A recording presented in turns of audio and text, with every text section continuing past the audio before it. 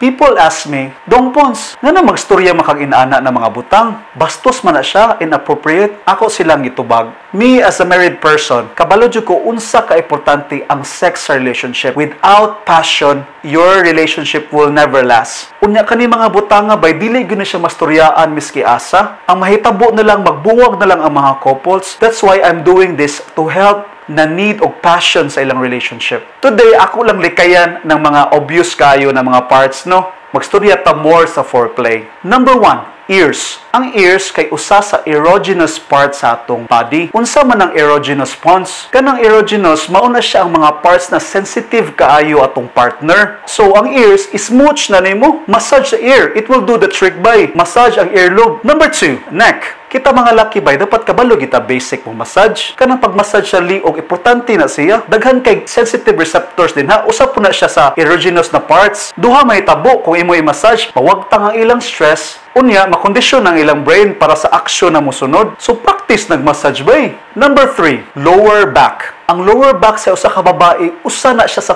pinaka-sensitive. Ang technique ana is ayaw i-touch o kusog bay. Soft. The softer ang imong touch sa back, the more na maganahan si Inday. So, soft touch lang ang kailangan. Pinasmooth ba? Ayaw ka strong gayo. Start ka sa likod. Pinamassage na normal. Padung ka lower back. Pinasoft day ka. Ninja moves ba? Hukag gigod. Number 4, feet. Naay mga babae na ganahan dyan kay sila hikapon ilang feet. Now, kaning sa feet, dapat dili soft imong pagkahikap. Masikaran ka na. Mapatiran ka sa imong paris. Dapat pina-firm ba? Pero depende gihapon kay naa may mo prefer og pina-soft sad pero kasagaran bay kadtong pina-firm imong gamit to na technique. Same pud sa neck, ma-relax na sila bay. If you want to improve your performance, please make sure you subscribe on my channel and check related topics. Number 5, inner thighs. Kanang sa paa dapit grabe jud kay naka-sensitive bay. Ang kanindot pagidaan na makatapsing-tapsing ta. Kasabot na mo sa pasabot na tapsing. Number 6, lips. Ang atong main goal bay,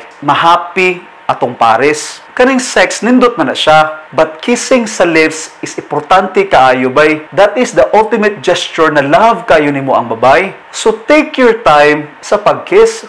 Ayaw hamag diretsyo. Kalma. If you truly love the person, kiss her bay. I-kiss jud na murag wala na ugma. And that's it. I am Dong Pons and you are watching Choy Tabay.